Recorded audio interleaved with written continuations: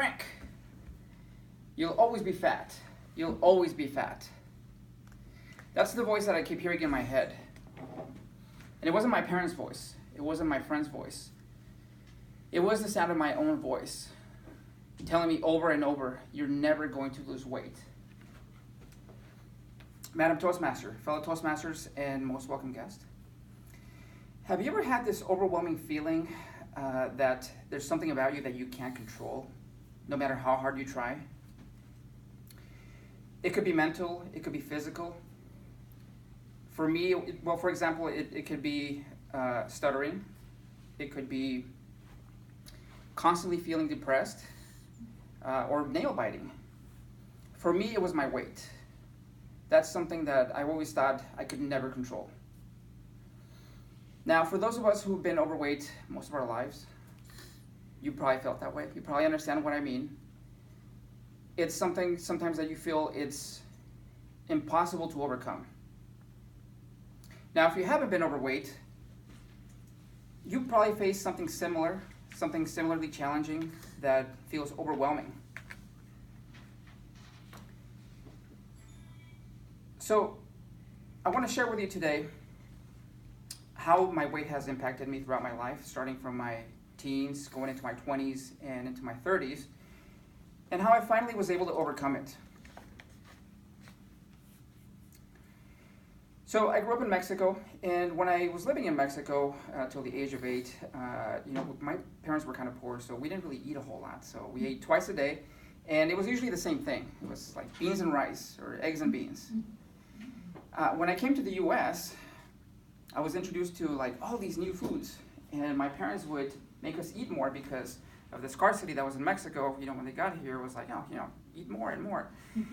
And here's where I got introduced to like pizza and hot dogs and hamburgers and pancakes. Pancakes. Yum. And so, when I started gaining weight little by little. And in middle school, I got picked on because I was overweight. And in high school, I felt that there was something wrong with me. Like, I didn't know what, but I felt there was something wrong.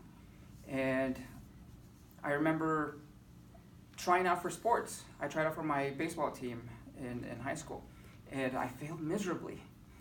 I remember in, I think, 12th grade, we had to run the mile, and for the final. And I ran, and about 3/4 of the way, I ran out of gas. I ran out of steam, and I was the last one, and winded, and I had to walk the last quarter, and it was embarrassing. And then going into my 20s, after high school, it impacted my dating life. Going out to clubs with my friends, I would serve the most important role of the night, of holding up the wall. And it even impacted me into my 30s, into my work environment. I was hesitant to speak up in meetings. I didn't have the confidence. And I was always intimidated by my bosses and my supervisors for some reason, and I couldn't figure out why. Now, in my 30s, I tried a lot of things to lose weight. I tried the South Beach diet, some of you guys are familiar with this, the 4-hour body diet, the low-carb diet, and I even tried pills. I used ephedra, hydroxycut, and at some point, I think I might have nearly overdosed on one. Because one night, I was lying in bed, and I was shaking so much that I thought I was going to die. Like, my heart was like racing out of my heart, out of my chest. So I lost a little bit of weight, right? But I never kept it off. So I would lose 10 pounds and gain 20. And I would lose 20 pounds and gain 30. And it was a never-ending yo-yo cycle. I would be able to lose some weight, but at the end of the day, I would always end up with more weight than I started with.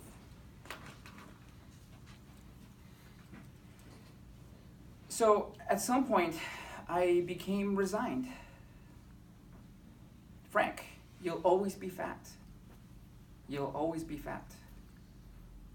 And it was something that I really truly believed. Fortunately, 4 years ago, something changed.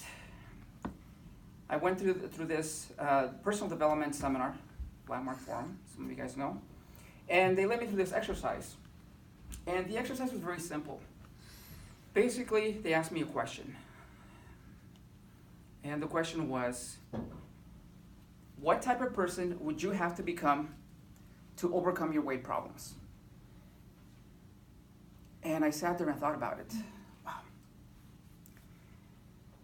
And the word that popped into my head was unstoppable. Because if I was unstoppable, then I would not stop until I got to my weight goal. So that's something that resonates, very dear to my heart. And I use it in my hashtags and my posts and social media for those of you guys that follow me on social media.